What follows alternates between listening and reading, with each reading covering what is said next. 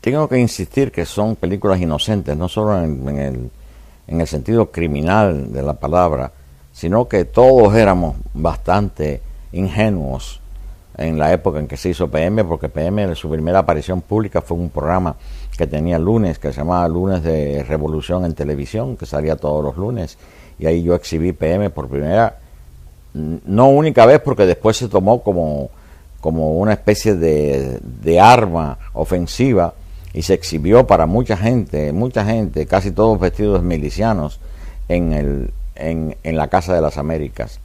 Y ahí hubo exaltados como José Hernández, Pepe el Loco, que pidió que fusilaran a mi hermano Sabá y a Orlando Jiménez por la película. Entonces ya te podrás dar idea de lo caldeado que estaba todo.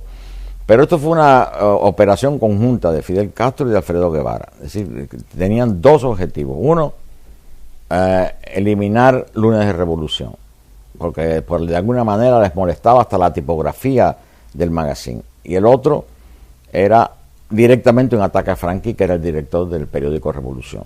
Entonces todo estaba disfrazado de todo eso que dijeron, de que la gente se estaba divirtiendo, pero en realidad esa gente se estaba divirtiendo, eso no fue montado ni fue escenificado. Esa gente salieron, Orlando Jiménez y Sabá Cabrera salieron con una cámara a los muelles y encontraron todos estos bares donde se estaban verdaderamente bebiendo y bailando y cantando, sobre todo muchos negros, y eran casi todos estibadores de los muelles, que como tú sabes ganaban un sueldo bastante sustancioso comparado con nosotros los obreros urbanos.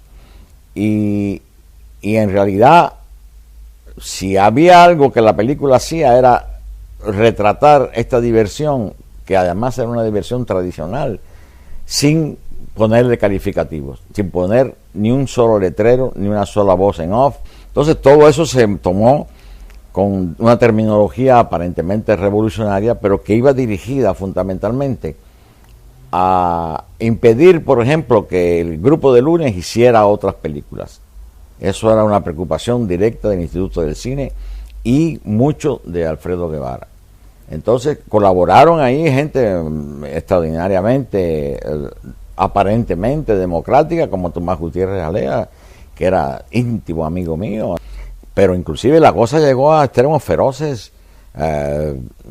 Tomás Gutiérrez Alea, que para todos nosotros era Titón, por supuesto, vio a mi hermano y a Orlando en la calle y le entró a trompadas a mi hermano, mientras Fausto Canel, que ahora está en el exilio y trabaja para Radio Martí, agarró a Orlando por los brazos para impedir que Orlando interviniera y lo separara.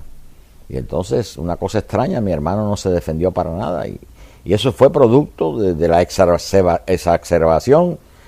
¿Cómo es posible que alguien en una reunión que se suponía que eran todos miembros de la llamada intelectualidad revolucionaria, alguien pidiera el fusilamiento para los que habían hecho esta película? Es decir, todo estaba verdaderamente tan dogmatizado, tan llevado a extremos casi de que Alfredo Guevara era Robespierre y nosotros todos éramos las asambleas y estaban pidiendo la guillotina para nosotros. Era una cosa, ustedes no lo vivieron, pero haberlo vivido fue una cosa muy, muy seria.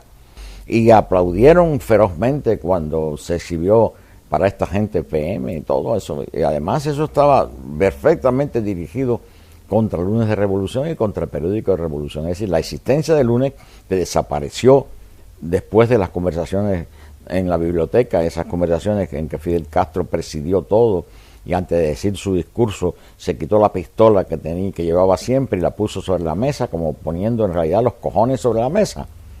Eso fue el gesto fue equivalente a haber dicho eso. Entonces disparó su discurso y todo el mundo, como dijo muy bien Virgilio Piñera, todos teníamos un miedo enorme. Que en realidad lo que ocurrió en la Casa de las Américas y después en la Biblioteca Nacional fue un proceso político. No tenía nada que ver con el cine, no tenía que ver nada con la cultura, ni mucho menos. Eso fue increíble. Ahí fue donde Fidel Castro, en las reuniones de la biblioteca, aprovechó para terminar su discurso diciendo: con la revolución todo, contra la revolución nada. Y por supuesto todos sabíamos que él era la revolución y que él se reservaba el derecho de calificar revolucionario o contrarrevolucionario lo que le pareciera. Es decir, inclusive caprichos, como ustedes saben, ahora le ha hecho una estatua y se ha sentado al lado de una estatua sentada de John Lennon en un parque. En esa época estaban absolutamente prohibidos los Beatles. Yo recuerdo que había muchachos que sabían perfectamente bien que eran los Beatles y cogían estaciones de radio de Miami o de algún otro lugar y grababan las canciones de los Beatles en viejas placas de rayos X. Y ahí era como se hacían sus discos. Y yo recuerdo haber visto en La Habana muchachos cortarle el pelo porque lo tenían largo y a otros rasgarle los pantalones porque los pantalones eran de corte de bajos de marinero. En la calle, sí, eso era una exacerbación absoluta. Ahora, por supuesto, el mismo Fidel Castro dice que él no sabía nada, que eso él nunca prohibió a nadie. Es decir, las mismas excusas que le atribuían a Stalin, que Stalin no sabía nada, que era inocente por completo. Y así se ha presentado Fidel Castro. Además, ahora para colmo, su ministro de Cultura, que es nada menos que un miñón de Fidel Castro, puesto en ese puesto por Fidel Castro, un don nadie absoluto, elevado a la categoría de árbitro de cultura, dijo en Madrid que Fidel Castro había cambiado rotundamente en el año 1988 porque descubrió la cultura. Es decir, descubrió la cultura, pero al mismo tiempo descubrió cómo deshacerse de sus enemigos políticos y fusiló a Arnaldo Ochoa y fusiló a Tony de la... Siempre se me olvida su nombre. Tony de la Guardia, y encarceló con una enorme cantidad de años a su hermano gemelo y fusiló a otra gente más en el año 89. Y en el año 88 había descubierto, según este ministro, la cultura y que era una revolución cultural la que hay ahora en Cuba.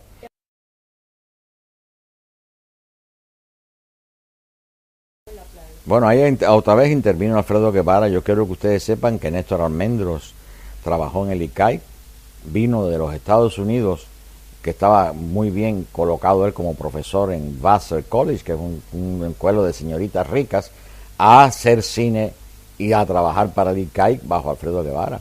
Y la cosa, Néstor llegó a filmar documentales. Hay un documental que creo que se llama...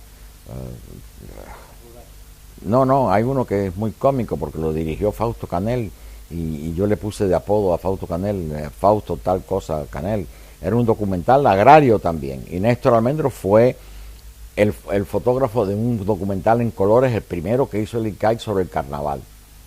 Y sin embargo, Néstor Almendros tuvo una enfrentación directa con Alfredo Guevara que tuvo un final casi cómico porque Alfredo Guevara lo empujaba para literalmente, físicamente sacarlo del edificio del Instituto del Cine y lo empujaba hacia la calle. Y finalmente Néstor se fue y después de haber seguido del ICAI, que empezó a trabajar en el Canal 2, precisamente junto con mi hermano y junto con Sabá Cabrera y junto con Orlando Jiménez en el Canal 2, en la parte de cine del canal, fue que Néstor hizo Gente en la Playa. Así que ahí había además el encono directo por parte de Alfredo Guevara hacia Néstor Almendros, y por supuesto no faltaban, y eso lo sabemos por la historia del nazismo y del estalinismo, nunca faltan acusaciones que son en realidad venganzas personales disfrazadas de ideología. Entonces te pueden decir todo lo que quieran, o inclusive de la pobreza, que no llega a ser ideología, de los argumentos contra PM y contra Gente en la Playa.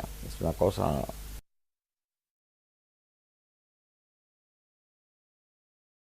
Yo creo que en realidad las razones principales, y creo casi oír a Alfredo Guevara decirlo, es que era un documental formalista. Es decir, ellos habían heredado toda la nomenclatura de la Unión Soviética. Alfredo Guevara era una especie de Shumiaski, que era el censor para el cine de Stalin, una especie de Shumiaski del trópico. Y entonces yo creo que lo que les molestó verdaderamente a Alfredo Guevara, y con esa intención posiblemente se lo exhibiera a Fidel Castro, es lo avanzado que estaba formalmente, lo diferente, cómo ponía en tela de juicio artístico, en tela de juicio cinematográfico, los documentales de propaganda de Álvarez, de Santiago Álvarez. Es decir, que era la exaltación más burda, como por ejemplo el documental que hizo Santiago Álvarez, infame, sobre la gente que se refugió en la Embajada del Perú. Y ese documental era verdaderamente atroz. Y claro, hay estalinistas en todas partes. Jean-Luc Godard dijo que el más grande cineasta del mundo se llamaba Santiago Álvarez. Cuando si cree eso, es un idiota artístico, y si no lo cree es verdaderamente un malvado. Es decir, no hay manera de escaparse de ese tipo de generalización tan lejos de la verdad, porque lo que tiene Santiago Álvarez, o tenía, que ya murió, de los grandes documentalistas soviéticos, es abominable, es abismal la diferencia. Y es abismal la diferencia entre el documental que he visto de Nicolás Guillén Landrian y los documentales que hacía el ICAIC como forma de propaganda, porque hay una cosa que ustedes, y que poca gente se ha dado cuenta, en realidad el ICAIC ha sido lo que era el Ministerio de Propaganda y Luces de Goebbels en la Alemania nazi. Ha sido el mejor vehículo, o el vehículo, o la fábrica de propaganda castrista más efectiva que ha habido en Cuba. Es decir, nada, ni el Ministerio de Cultura ahora, ni ninguna de las publicaciones que se hacían y se hacen oficiales ha tenido el impacto que ha tenido en el mundo lo fabricado por el ICAIC, y en todas partes ensalzado por críticos que habían descubierto que Stalin era un ogro y un espantoso dictador, un asesino, y que sin embargo admiraban a Fidel Castro y a su régimen y lo manifestaban alabando películas que en el mejor de los casos no eran más, como pasa con algunas películas cubanas, imitaciones burdas de Glauber Rocha, o películas muy académicas, como pasa con la primera película que hizo el ICAIC, Historia de la Revolución, que su formato es exclusivamente académico, y que además la película tenía guión, una de las partes, indirectamente estaba muy bajo la férula de Sabatini, de Cesare Sabatini, que era un estalinista y era además un neorrealista enrayé y un escritor para el cine totalmente pasado, no solo de moda, sino pasado estéticamente. Y lo trajeron a Cuba, Alfredo Guevara lo trajo porque la única noción que tenía Alfredo Guevara del cine era el cine neorrealista. Y en realidad Tomás Gutiérrez Alea y Julio García Espinosa, que pasaron a ser pilares del ICAIC, habían estudiado en Roma y habían salido totalmente convencidos de que el neorrealismo era la última palabra estética en el cine. Entonces todo eso se aprovechó contra PM, contra Nicolás Landrian y sus documentales, y contra Néstor Almendro por Gente en la Playa. Yo siempre lo he tenido muy claro. No hay ninguna otra razón que estas razones estrictamente demagógicas y además oportunistas, porque Alfredo Guevara siempre ha sido un gran oportunista y además íntimo de Fidel y informador para Fidel Castro y Raúl Castro, es decir, un miembro del aparato represivo del régimen.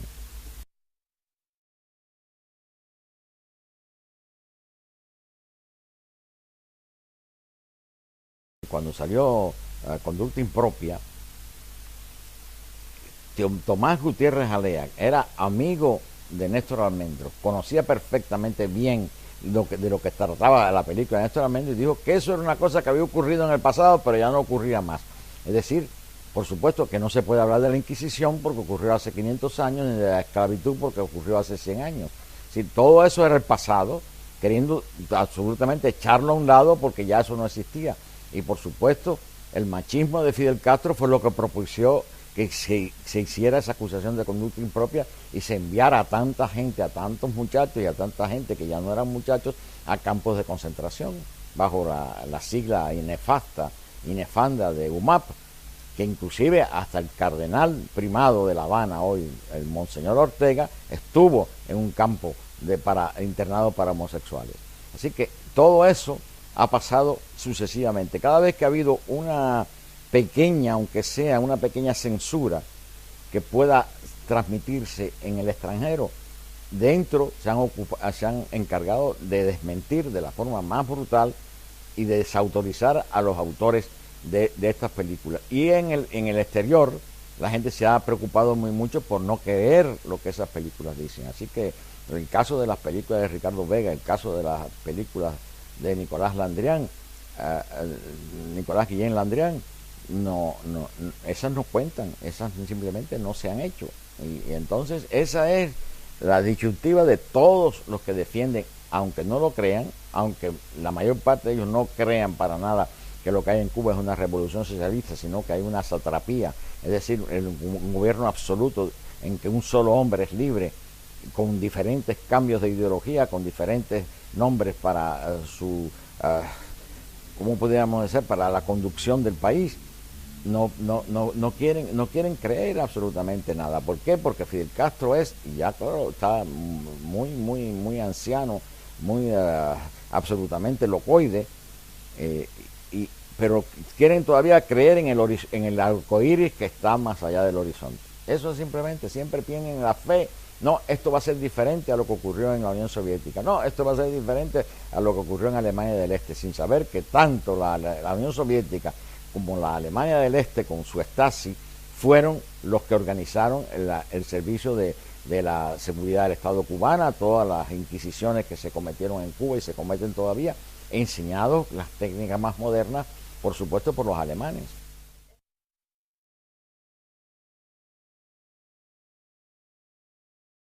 Este grupo era gente muy joven, todos. Ellos podían hacer o tratar de hacer una cierta disidencia con respecto a Alfredo Guevara y a los dictados de Fidel Castro y de Raúl Castro sobre la producción cinematográfica. Eso nunca hubiera ocurrido, ese tipo de disidencia, con los viejos directores.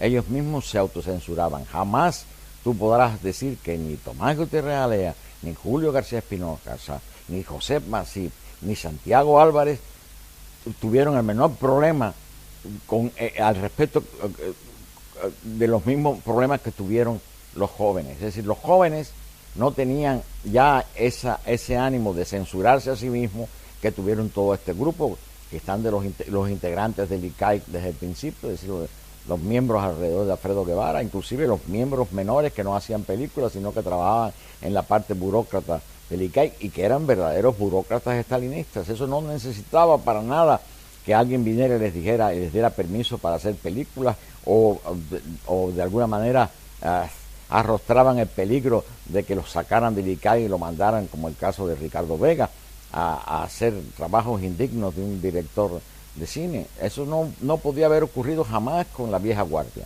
Eso sí, yo estoy convencido de ello. Solamente ocurrió cuando entró gente joven al ICAI y les dejaron hacer películas, y cuando las películas se pusieron peligrosas, como en el caso de Alicia en el Pueblo de las Maravillas, pues simplemente prohibieron las películas. Yo no he visto esa película ni sé exactamente qué es lo que contenía esa película como contenido, como se llama en el mundo comunista, contenido ideológico. Jamás hablan de contenido artístico, siempre hablan de contenido ideológico. Y porque simplemente no son artistas. Es decir, Alfredo Guevara nunca ha sido un artista. Alfredo Guevara siempre ha sido la guía política de la parte de propaganda que es el ICAI, el Ministerio de Propaganda de Fidel Castro. Eso no hay la menor duda. Ahí no hay ninguna dirigencia que tú puedas decir, excepto los directores que hicieron películas. No hay de parte de la dirigencia del ICAI nadie que entienda el fenómeno artístico, nadie que comprenda que la forma es el contenido y el contenido es la forma, y que el contenido político es una cosa realmente impuesta por los sistemas totalitarios. Eso no hay nadie en esa dirigencia del ICAI que entendiera o entienda semejante cosa. Por eso los jóvenes que no tenían ese party free llegaron y provocaron estos problemas. Es decir, casi era como PM dentro del ICAI.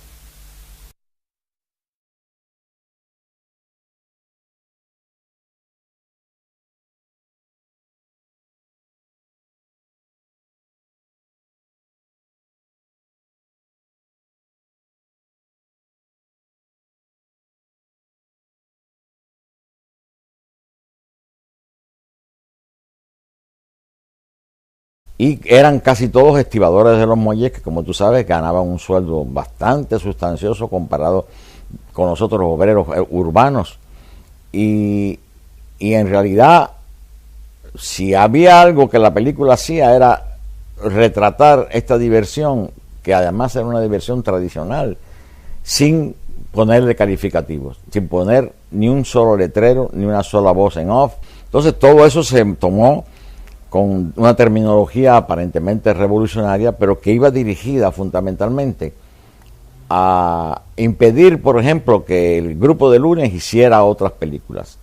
Eso era una preocupación directa de Revolución en televisión, que salía todos los lunes, y ahí yo exhibí PM por primera, no única vez, porque después se tomó como una especie de arma ofensiva y se exhibió para mucha gente, casi todos vestidos milicianos, en la Casa de las Américas. Y ahí hubo exaltados como José Hernández, Pepe el Loco, que pidió que fusilaran a mi hermano Sabá y a Orlando Jiménez por la película. Entonces ya te podrás dar idea de lo caldeado que estaba todo. Pero esto fue una operación conjunta de Fidel Castro y de Alfredo Guevara. Es decir, tenían dos objetivos. Uno,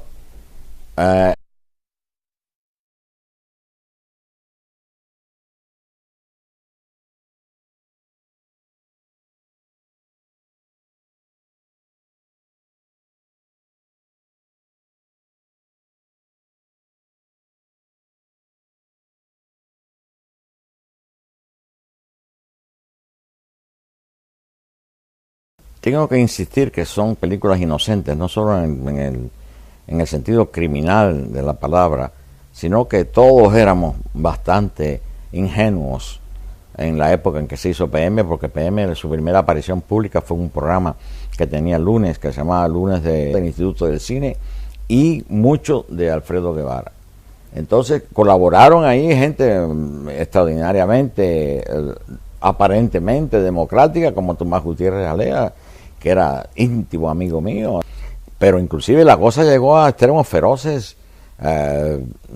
Tomás Gutiérrez Alea, que para todos nosotros era Titón, por supuesto, vio a mi hermano y a Orlando en la calle y le entró a trompadas a mi hermano, mientras Fausto Canel, que ahora está en el exilio y trabaja para Radio Martí, agarró a Orlando por los brazos para impedir que Orlando interviniera y lo separara. Y entonces, una cosa, eliminar Lunes de Revolución, porque de alguna manera les molestaba hasta la tipografía del magazine. Y el otro era directamente un ataque a Franqui, que era el director del periódico Revolución. Entonces todo estaba disfrazado de todo eso que dijeron, de que la gente se estaba divirtiendo, pero en realidad esa gente se estaba divirtiendo, eso no fue montado ni fue escenificado. Esa gente salieron, Orlando Jiménez y Sabá Cabrera salieron con una cámara a los muelles y encontraron todos estos bares donde se estaban verdaderamente bebiendo y bailando y cantando, sobre todo muchos negros